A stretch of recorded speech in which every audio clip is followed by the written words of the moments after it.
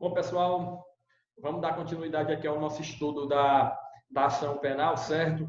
A gente vai falar agora nessa aula de forma específica acerca dos tipos de ação penal, ok? Que foi o último ponto que, na verdade, foi onde a gente parou, certo? Na aula passada. Eu expliquei, salvo me engano, exatamente até os tipos de ação penal. Acho que eu fiz um breve comentário e agora a gente vai retomar, certo? O nosso estudo da ação penal e vamos começar de fato a estudar os tipos de ação penal. Lembrando que essa é a nossa segunda aula, parte 2 do estudo da ação penal, beleza? Vamos partir para o estudo dos tipos de ação penal. Vou pôr aqui o slide na tela.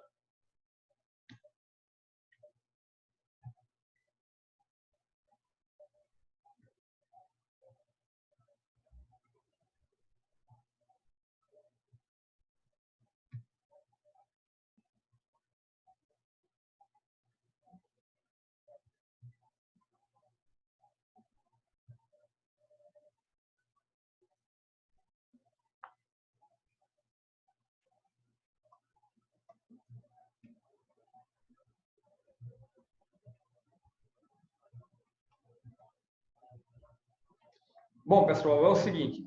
A aula passada a gente estudou desde o conceito do termo ação penal, que nada mais é do que uma... Deixa eu só verificar aqui o horário da aula, porque o Zoom, agora realmente com os 40 minutos, ele está cortando. 17 horas e 10. Certo. Bom, pessoal, a ação penal, o conceito de ação penal nada mais é do que o direito público e subjetivo de pedir ao Estado juiz a aplicação do direito penal ao caso concreto. Isso a gente trabalhou na aula passada, certo? A gente estudou também as características da ação penal, a abstração, a autonomia, tudo isso a gente trabalhou na aula passada e também a gente trabalhou na aula passada as condições da ação. A gente trabalhou 4 tipos de condições da ação, que é a possibilidade jurídica do pedido, certo? O interesse de agir, a legitimidade das partes e a justa causa. Além dessas, eu falei de forma superficial acerca das condições específicas, tais como a condição de procedibilidade da ação penal no que diz respeito à representação, que está diretamente relacionada às ações públicas, condicionada à representação, e falei também acerca das condições específicas constitucionais, a exemplo da admissão da denúncia contra o presidente da República feita pelo Congresso, certo? Quando vai tratar acerca do impeachment e por aí vai. Esse parte constitucional, ok? E agora, pessoal, a gente vai falar de fato o que é, certo? As espécies de ação penal. Como elas se classificam? Primeiro, a ação penal, ela tem como referência a titularidade do direito, ou seja, quem vai ingressar com aquela ação penal, quem é o titular daquele direito. Daí, nós teremos 2 espécies de ação penal, a pública e a privada. A pública, ela tem por titular, certo, da ação penal, o Ministério Público. Tudo isso com previsão constitucional lá no artigo 129, inciso 1 da Constituição Federal, e no artigo 157, inciso 1 do CPP, ok? Nós também temos a ação penal privada, que é aquela titularizada pela vítima ou seu ofendido. A ação penal privada, a gente vai tratar ela de forma específica, certo? No decorrer da nossa aula. Não sei se vai dar tempo a gente tratar sobre a ação penal privada nesta aula, mas acredito que, se não der tempo, em uma terceira aula a gente vai concluir o assunto e eu vou falar de forma específica sobre ela, porque lá nós temos vários institutos, a exemplo da renúncia e do perdão, que estão diretamente ligados ao princípio da divisibilidade da ação penal privada, certo? Aliás, ao princípio da indivisibilidade da ação penal privada. E aí, o que é que acontece? A gente vai tratar isso de forma específica no decorrer da nossa aula. No entanto, neste momento a gente vai tratar primeiramente da ação penal pública, ok? A ação penal pública é aquela titularizada, é aquela privativamente titularizada pelo Ministério Público por força constitucional, certo? E também com previsão no Código de Processo Penal, que nada mais é do que praticamente o que está lá na Constituição Federal. Beleza? Artigo 129, inciso 1 da Constituição Federal vai dizer que o titular privativo da ação penal é o Ministério Público, ok? Isso na ação penal pública. E, para a gente começar a estudar a ação penal pública, faz-se necessário entendermos os princípios constitucionais, implícitos e explícitos, e princípios processuais penais que regem esse tipo de ação penal. Beleza? Vamos começar. O primeiro princípio que vai disciplinar a ação penal pública é o princípio da obrigatoriedade. Ou seja, estando presentes os requisitos legais, o Ministério Público está obrigado a patrocinar a perseguição criminal, ofertando a denúncia para que o processo seja iniciado. Vejam bem, o princípio da obrigatoriedade, pessoal, é um dos princípios mais importantes que a gente tem dentro do conteúdo da ação penal, porque ele obriga, certo? Obriga o Ministério Público a oferecer a denúncia, a ação penal, quando estiverem presentes, certo? Os requisitos legais da ação penal. Aquelas condições, a legitimidade, a possibilidade jurídica do pedido, a justa causa, tudo isso, estando presente, o juiz, aliás, o Ministério Público, ele tem por obrigação oferecer a denúncia. Agora, o Ministério Público, ao receber os autos do inquérito policial, ele não está obrigado a oferecer a denúncia. Professor, mas não tem o princípio da obrigatoriedade? Receber os autos do inquérito policial, ele tem que oferecer a denúncia. Não. O princípio da obrigatoriedade, para ele se sedimentar, para que ele seja aplicado de forma correta, que ele tenha sua incidência dentro da ação penal, há necessidade do preenchimento dos requisitos da ação penal. Quando o Ministério Público ele recebe os autos da autoridade policial, ele pode muito bem entender que há necessidade de realização de novas diligências. Eu falei isso para vocês lá no conteúdo do inquérito policial. Bem como o Ministério Público ele pode entender que se trata de um motivo de arquivamento e não de oferecimento da denúncia. Beleza? Então, a obrigatoriedade, certo? Se caracteriza principalmente quando estão preenchidos, na verdade, vai incidir quando estiver preenchidos os requisitos da ação penal. A justa causa, a possibilidade jurídica do pedido e o interesse de agir, certo? E a legitimidade das partes, no caso, o Ministério Público, ele tem que ingressar realmente com a ação. Então, a obrigatoriedade é justamente isso. Preenchidos os requisitos legais, oferece a denúncia. Aqui, pessoal, vai surgir, como é que eu posso dizer para vocês, uma divergência, provavelmente uma divergência doutrinária, lá no acordo de não persecução penal.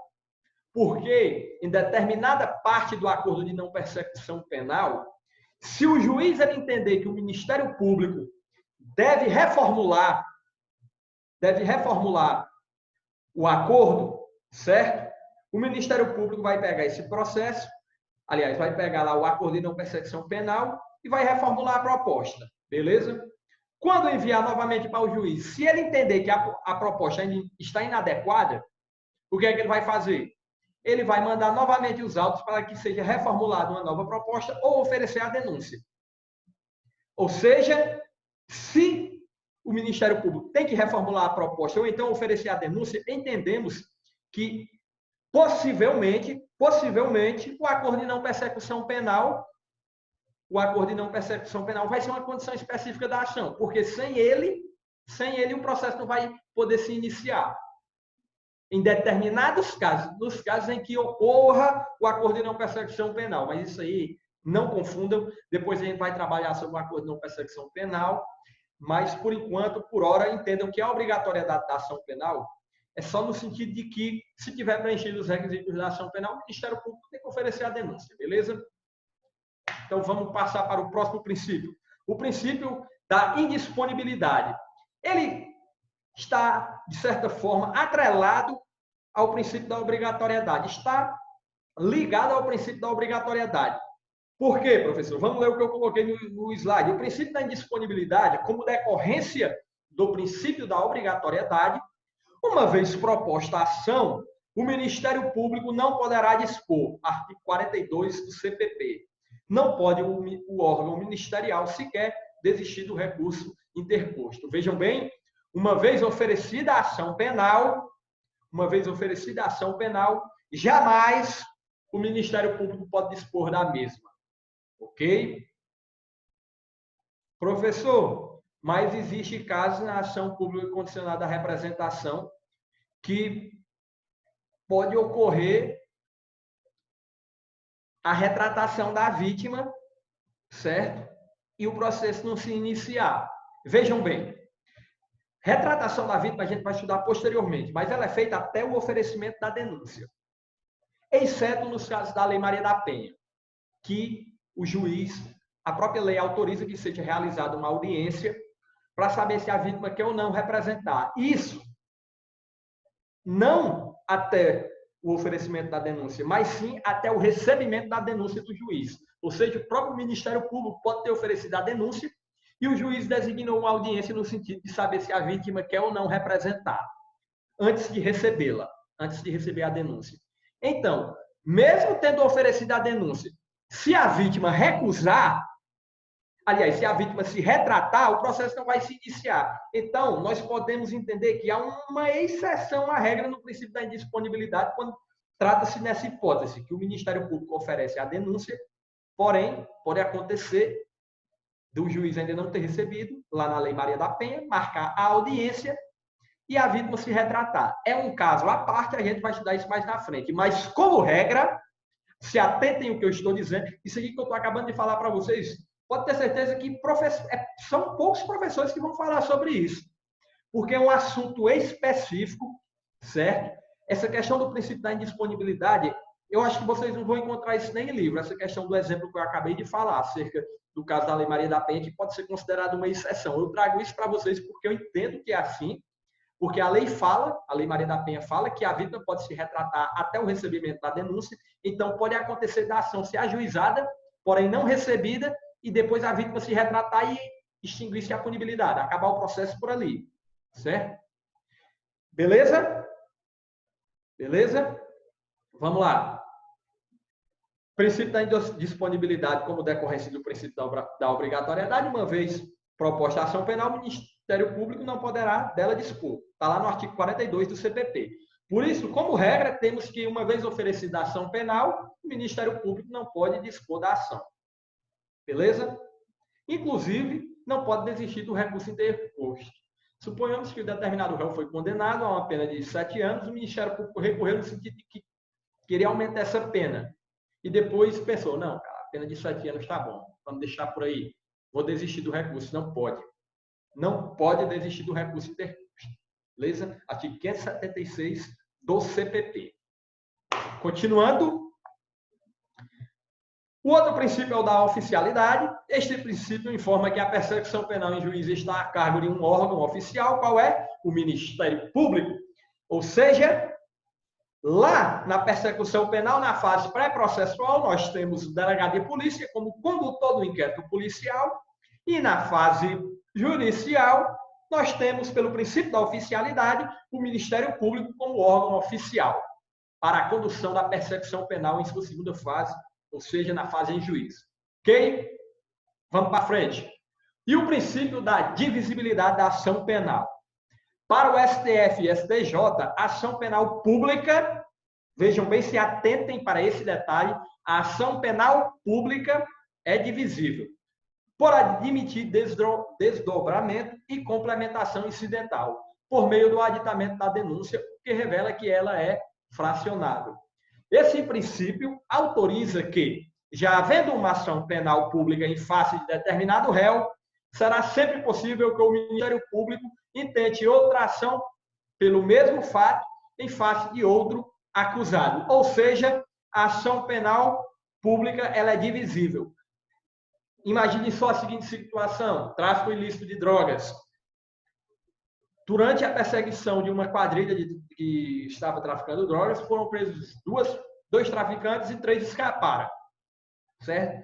Os dois foram presos e foi ajuizada a ação penal, certo? Depois de 3 anos, os outros 3 traficantes que haviam sido presos, não, que haviam fugido, foram pegos, certo? E nada impede que o Ministério Público ingresse novamente com a ação penal competente, certo? Pelo crime que esses 3 bandidos cometeram antes da fuga. Beleza? Então, há possível sim dividir a ação penal. Ela é fracionável por conta que a gente pode ter várias ações penais aí contra vários réus decorrente de um único fato. Depois pode ocorrer a conexão, que aí é um instituto que a gente vai estudar lá na jurisdição de competência, certo? Mais na frente a gente vai tratar de forma específica sobre isso. Ainda em razão do mesmo princípio, é possível que o processo seja desmembrado em tantos quantos forem os réus, não sendo necessária a persecução penal através de uma única ação. Isso que eu acabei de falar, dos exemplos que eu dei, dos 3 réus que fugiram, que tiveram ações específicas, e os 2 que foram pegos tiveram também ações penais específicas propostas em seus determinados tempos, certo? Dito isso, pessoal, vamos passar para frente. Vamos falar um pouco agora do princípio da intranscendência ou da pessoalidade. A ação penal só pode ser proposta contra quem se imputa a prática do delito. Logo, a responsabilidade criminal é essencialmente subjetiva, não podendo a demanda prejudicar terceiros que não tenham concorrido para o cometimento da infração. Não pode acontecer, por exemplo, se eu cometi um homicídio, certo? Estou sendo processado e julgado por isso. Aliás, eu cometi um homicídio, certo? A polícia sabe que foi eu, investigou, através de inquérito policial, chegou-se à conclusão, por indícios de autoria e materialidade delitiva, que eu fui quem realmente cometi esse crime. E aí, no momento em que o Ministério Público recebeu os autos do inquérito policial para fins de oferecimento da denúncia, um amigo meu, Carlos, chegou para o promotor e disse o seguinte: ó, promotor, Denis Marques é muito meu amigo, eu quero que o senhor ofereça a denúncia contra mim, não contra ele, certo? Pelo princípio da intranscendência ou da pessoalidade, jamais poderá ocorrer essa hipótese. O Ministério Público tem que oferecer a denúncia contra mim e não contra meu amigo que quer ser processado em meu lugar. Porque a ação penal ela só pode ser proposta contra quem se imputa a prática do delito. Por isso, a responsabilidade criminal é essencialmente subjetiva, não podendo a demanda prejudicar terceiros que não tenham concorrido para o cometimento da ação penal. Está lá no artigo 29 do Código Penal, do Código de Processo Penal. Certo? Vamos continuar. Tipos de ação penal pública. Bom, pessoal, é o seguinte, a gente começou a falar acerca das espécies de ação. Eu falei para vocês que a gente tem ação penal pública e ação penal privada. Beleza? Porém, a ação penal pública, ela pode ser de 2 formas. Ela pode ser incondicionada ou condicionada à representação. Pode ser incondicionada ou condicionada à representação. Primeiro, vamos lá. A ação penal pública ela será incondicionada, certo? A ação penal pública ela será incondicionada quando a lei não dispuser de modo diferente. Como assim, professor? A ação penal pública incondicionada, ela é a regra, certo? Ela é a regra. Todo crime, entre aspas, será processado e julgado mediante ação pública incondicionada, exceto se o Código dispuser de forma diferente. Exemplo, se você for lá no crime de roubo, em momento algum, o Código vai dizer que o crime de roubo se procede mediante representação ou mediante queixa-crime. Logo, a lei é silenciosa. E quando há o silêncio da lei, como regra, a ação é pública e incondicionada. Agora, quando ele dispuser de forma diferente, a exemplo do que diz o artigo 147 do Código Penal, que lá trata acerca do crime de ameaça, e lá, logo abaixo da pena, no seu parágrafo único, vai dizer que só se procede mediante representação, ou seja, o Código está especificando, aí sim nós teremos uma ação penal pública condicionada à representação, porque o legislador penal prevê. Tem que estar previsto em lei. No silêncio da lei, entende-se que a ação é pública incondicionada. E o que é essa ação pública incondicionada? Primeiro, se é pública, ela é titularizada por quem, como eu acabei de falar, pelo Ministério Público, e que não precisa de manifestação de vontade da vítima ou de terceiros para que seja exercida.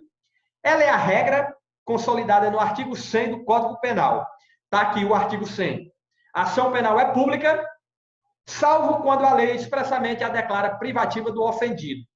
Então, pessoal, primeiro, a ação penal pública incondicionada, ela é titularizada pelo Ministério Público, beleza? Titularizada pelo Ministério Público. Não precisa de manifestação da vítima ou de terceiros, beleza? Por isso é que ela é a regra consolidada no artigo 100 do Código Penal, que vai dizer que a ação penal é pública, exceto quando a lei expressamente a declara privativa do ofendido. No silêncio da lei, entende-se que a ação penal é pública e incondicionada. Quando a lei dispuser de forma diversa, aplica-se o que a lei diz. Ok? Bola para frente. Será a ação cabível quando do silêncio da lei acerca da ação penal cabível. O promotor de justiça atuará incondicionalmente, de ofício, sem a necessidade de autorização ou manifestação de vontade de quem quer que seja.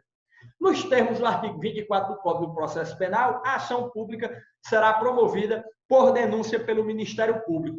Será promovida por denúncia pelo Ministério Público. Logo, a peça cabível, o nome da peça a ser aplicada no oferecimento dessa ação penal, o termo técnico utilizado é denúncia. Denúncia nada mais é do que ação penal pública. Pode ser condicionada ou incondicionada. A denúncia é uma das peças que pode cair nos concursos de promotor de justiça. Lá na OAB não vai cair essa peça, porque lá na OAB vocês vão atuar, aliás, lá na OAB vocês vão trabalhar suas peças como advogado de defesa, certo? E não como sujeito de acusação, no caso do Ministério Público. Vocês vão atuar lá na OAB, todas as peças cabíveis vão ser peças de defesa. Certo? A não ser que você vá atuar como advogado de acusação. Mas, em regra, a maioria das peças são peças de defesa. Ok? A denúncia em si, como ela é titularizada pelo Ministério Público, então, nesse caso específico, geralmente cai nos concursos do Ministério Público. Uma das possíveis peças que pode cair no concurso do Ministério Público é justamente a denúncia. Ok? A ação será pública, independentemente do crime, quando praticado em detrimento do patrimônio ou interesse da União, Estados e municípios. Se atentem a esse detalhe, todo crime praticado em detrimento do patrimônio da União, Estado e município, a ação é pública, beleza? Pública. Independente do crime.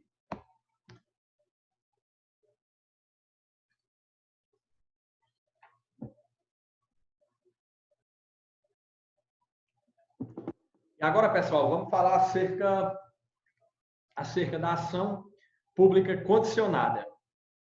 Deixa eu só verificar aqui uma coisa.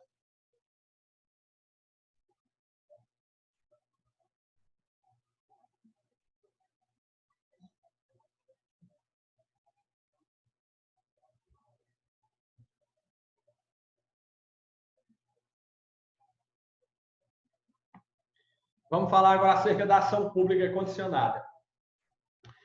A ação pública condicionada, certo?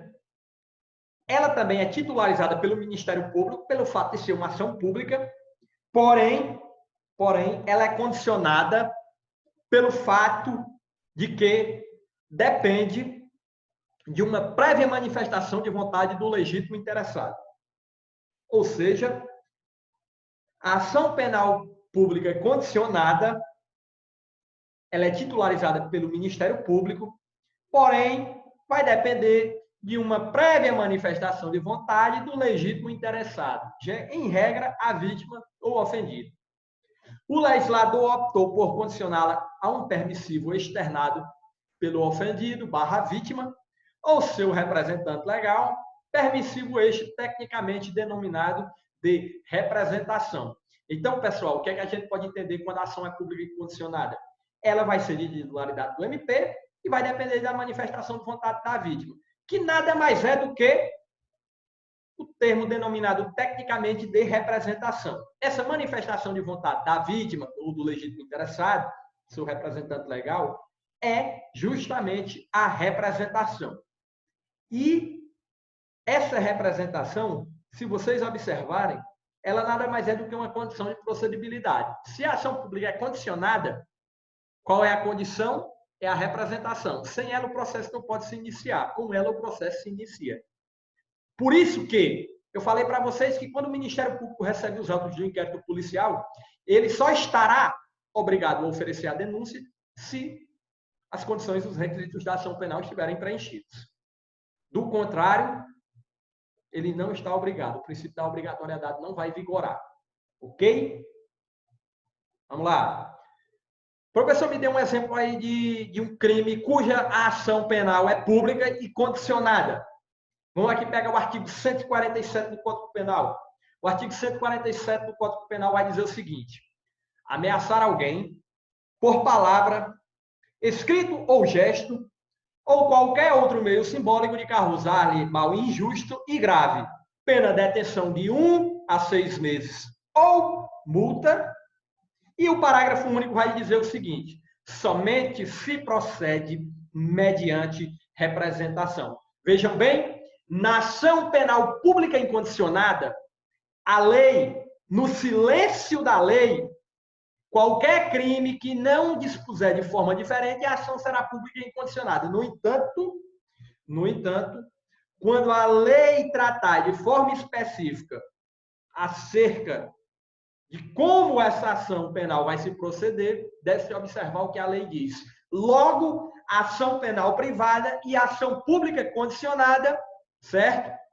Ela terá previsão legal. O legislador penal vai tratar sobre ela logo abaixo do título penal ou no final do título ou capítulo. Beleza? Então, o permissivo legal encontra-se previsto logo abaixo da pena ou no final do título do Código, onde vai dizer se essa ação vai ser pública, condicionada, ou se procederá mediante queixa-crime. Mediante queixa, que é a ação penal privada. Dito isso, certo? Dito isso, podemos esclarecer os seguintes pontos. A ação penal pública condicionada, titularizada pelo MP, certo? Titularizada pelo MP, depende de prévia manifestação de vontade da vítima, que é a representação, e tem a sua previsão legal nos tipos penais. Ok? Diferentemente do que ocorre com a pública incondicionada. No silêncio da lei, entende-se que a ação é pública incondicionada. Quando está explícito na lei, aplica o que ela diz. Beleza? Continuando. A partir da ação pública condicionada, nós temos um instituto condicionante, que é a representação. A representação, lá nas condições da ação penal, eu falei que era uma condição específica da ação penal. Logo, eu vou falar aqui o conceito de representação para vocês. Representação é a condição de procedibilidade para que possa instaurar-se a persecução criminal. Em outras palavras, é o pedido e, ao mesmo tempo, a autorização pela vítima ou seu representante legal que condiciona o início da persecução penal nas hipóteses legalmente estabelecidas. Vejam bem, ela é uma condição de procedibilidade. Logo, para que o juiz, aliás, para que o promotor de justiça ingresse com a ação penal pública condicionada, ele tem que verificar se há representação. Lembram que eu falei, princípio da obrigatoriedade? Se as condições da ação estão presentes, o Ministério Público está obrigado a oferecer a denúncia. Logo, se não tivermos representação, o Ministério Público jamais poderá oferecer a denúncia em decorrência de um crime de ação pública condicionada à representação.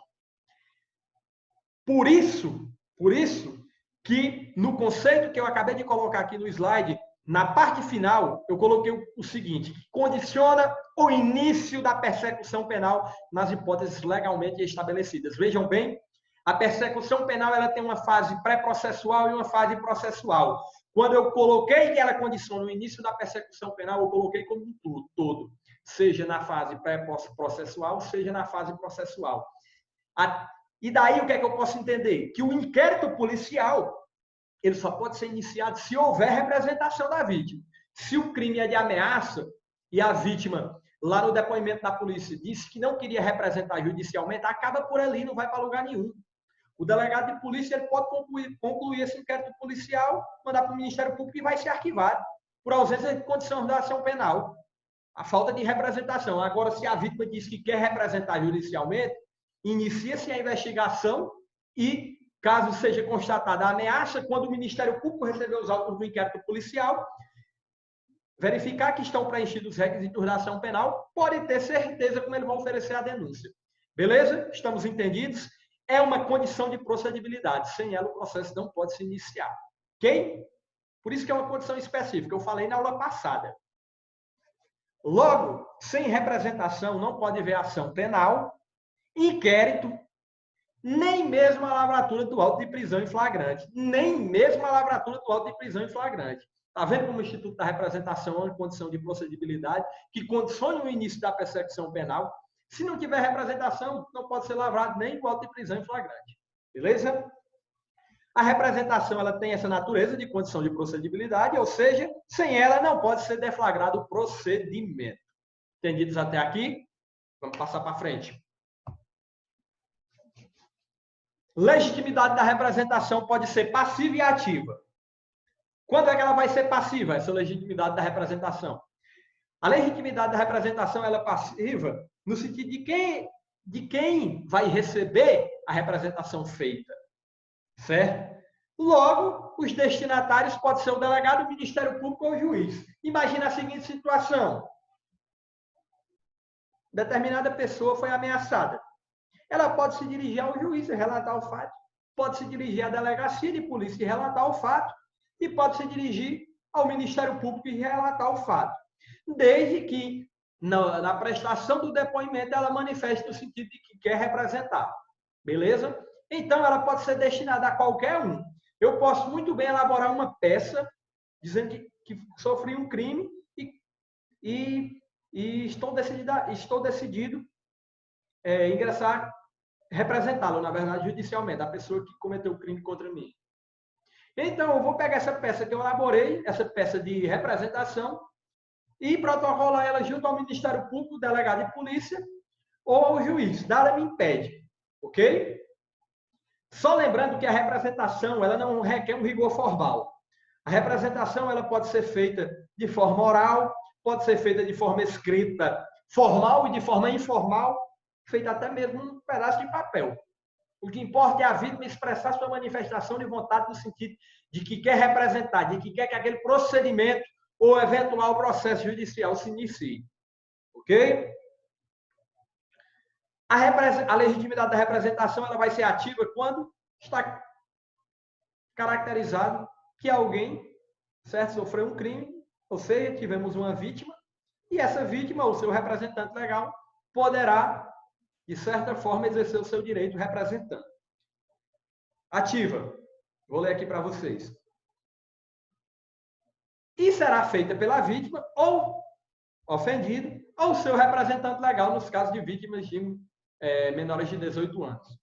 Observação importante que costuma cair demais em prova de concurso: a emancipação civil, ela não tem reflexo na matéria penal, ok? Logo, o menor emancipado representará por intermédio de curador especial. Se alguém se emancipou, por exemplo, colou grau aí com menos de 18 anos, caso seja vítima de um crime de ação pública condicionada à representação, quem vai representar por ele vai ser o seu representante legal. Ok? Beleza? Observação 2. Em caso de morte ou ausência da vítima, o direito de representação se transfere ao cônjuge ascendente, descendente e irmão. Tudo isso nos termos do artigo 24, parágrafo 1º do CPP e artigo 100, parágrafo 4 do CPP, do Código Penal, cujo rol é taxativo. E aqui eu coloco um bizu para vocês, o CAD. Vejam bem, em caso de morte da vítima, poderá representar o CAD, cônjuge, ascendente, descendente, irmão. Beleza? Tranquilo? E esse rol ele é taxativo, ok? Previsão no Código do Processo Penal, lá no artigo 24, parágrafo 1º, e no Código do Processo Penal, lá no artigo 24, parágrafo 1º, e no Código Penal, no artigo 100, parágrafo 4º. Beleza? Passar para frente.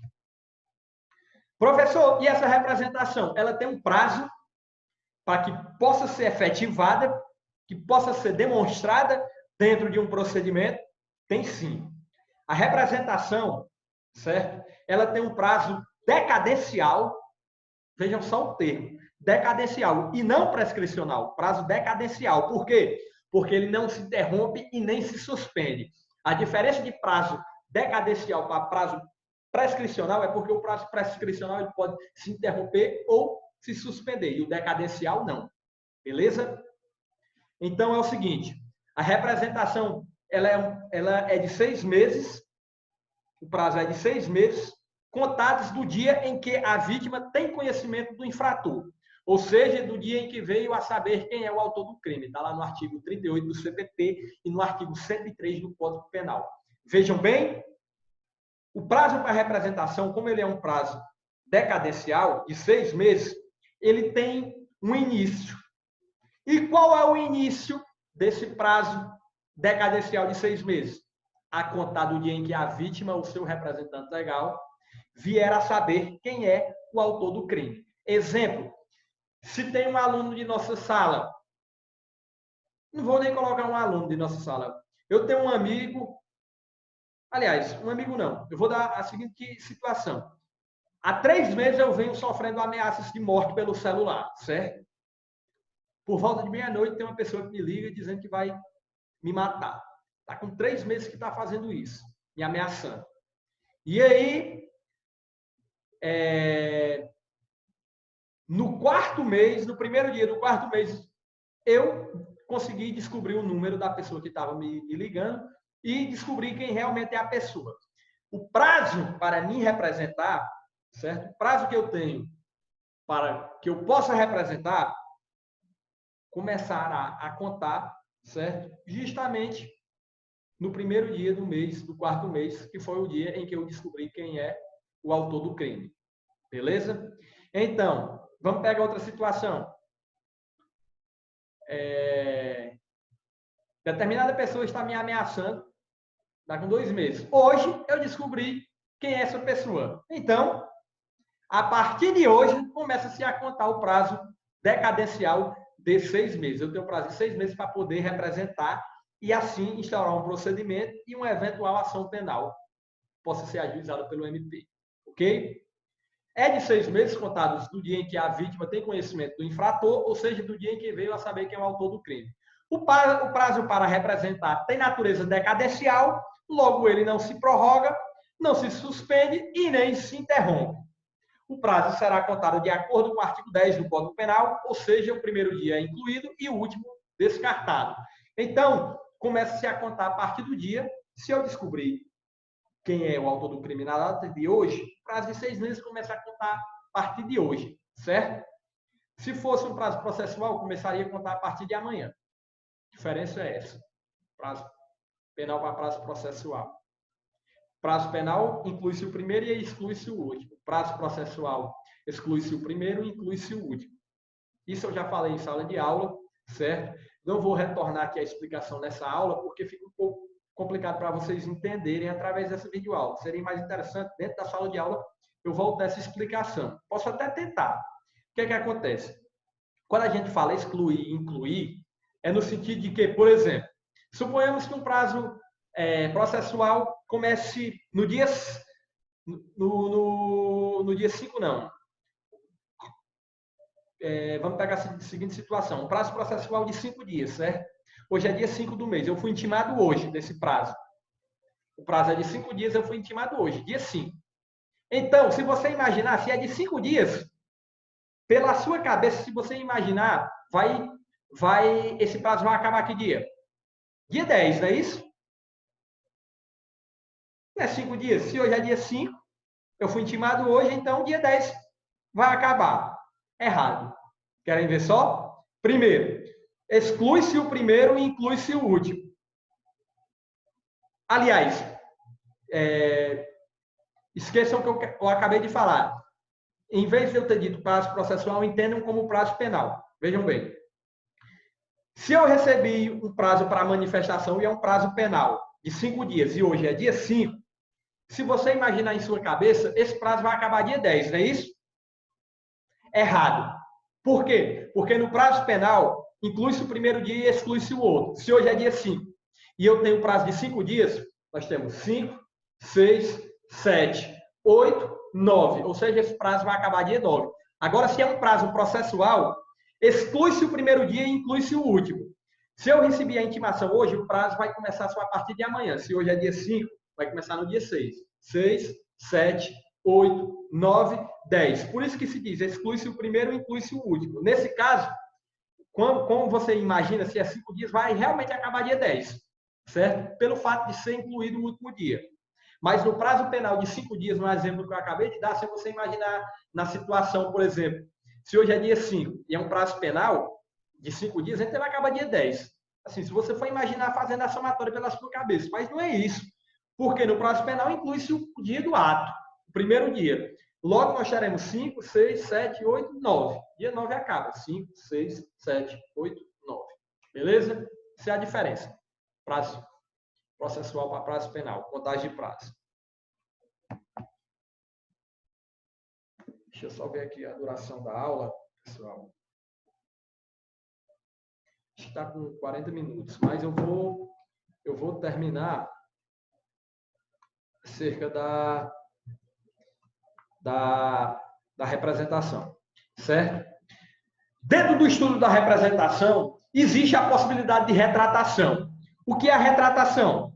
É quando a vítima, mesmo tendo representado, poderá se arrepender e se retratar. Isso desde que seja feito até o oferecimento da denúncia nos termos do artigo 25 do Código de Processo Penal e artigo 102 do Código Penal. Vejam bem o que diz o artigo 125 do Código Penal. A representação será irretratável depois de oferecida a denúncia. Lá no 102 vai dizer o seguinte, a representação será irretratável depois de oferecida a denúncia. Então, imagine só a situação. Determinada pessoa sofreu uma ameaça, foi até a polícia, registrou o fato e disse que queria representar. Foi instaurado inquérito policial, o Ministério Público mandou os autos para o promotor de justiça. O promotor de justiça ofereceu a denúncia. Certo? Quando o promotor de justiça ofereceu a denúncia, no dia seguinte, a vítima chegou lá e disse o seguinte, senhor promotor, eu quero me retratar, não quero mais representar. Nessa hipótese, não pode mais acontecer a retratação. Por quê? Porque a ação penal já foi o quê? Oferecida.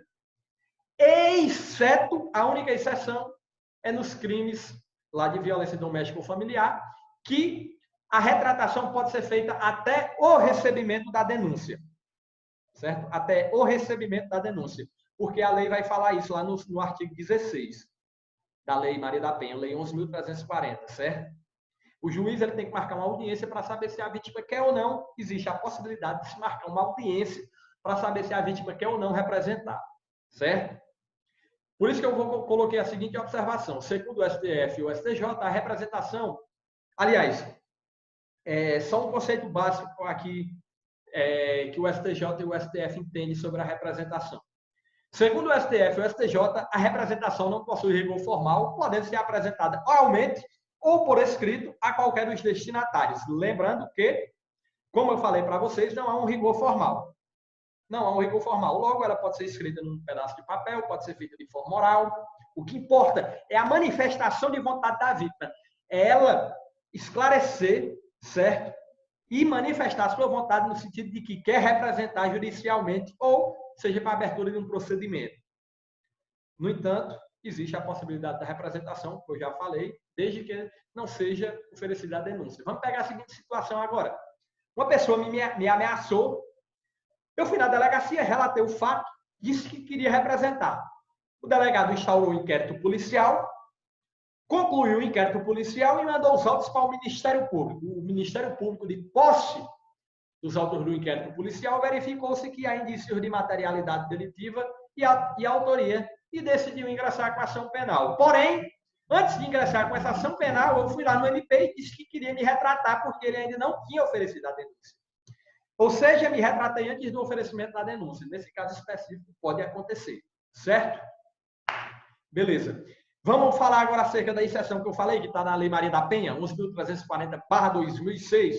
O artigo 16 vai dizer o seguinte: nas ações penais públicas condicionadas à representação da ofendida de que trata esta lei, só será admitida renúncia à representação perante o juiz em audiência especialmente designada com tal finalidade antes do recebimento da denúncia e ouvido o Ministério Público. Vejam bem, a lei fala antes do recebimento da denúncia e não até o oferecimento da denúncia. Por isso que temos que estar atento a essa exceção, para se cair na prova de vocês, OAB, prova de concurso, vocês não errarem a questão, beleza? Pessoal, eu vou encerrar a aula por hoje, porque é o seguinte, na próxima aula a gente vai falar acerca da ação pública condicionada à requisição do ministro da Justiça e a ação penal privada, certo? Porque senão vai ficar uma aula bastante extensa e também cansativa, ok? Por hoje é só, a gente falou da ação penal pública, condicionada e incondicionada, e eu creio que deu para vocês terem conhecimento acerca do que se trata esse tipo de assunto, esse conteúdo, e espero que vocês tenham, de certa forma, adquirido um conhecimento acerca do tema que a gente estudou hoje, ok? Então, por hoje é só. A gente tem um próximo encontro marcado. Aí, pode ser que seja essa semana, pode ser que seja na próxima, mas, de certa forma, nosso encontro ao vivo online na quinta-feira está de pé e a gente vai se reunir para tirar dúvidas e tratar acerca do conteúdo específico da ação penal, ok? Então, boa tarde, boa noite, boa madrugada, bom dia para quem está estudando de dia, certo? A hora que você estiver assistindo essa aula, sinta-se à vontade e obrigado mais uma vez, até a próxima aula.